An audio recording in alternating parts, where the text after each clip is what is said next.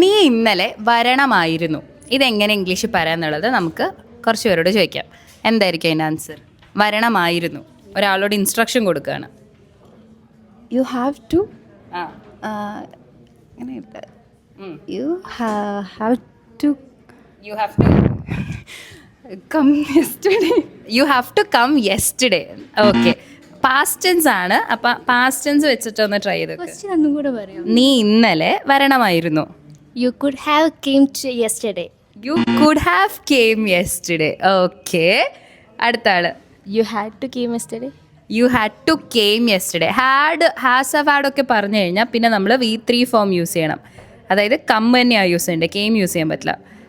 You had to come yesterday. You had to come yesterday. Okay, ഇത് partially correct ആണ് actually, അങ്ങനെ പറയാം. You had to come yesterday എന്ന് പറയാം.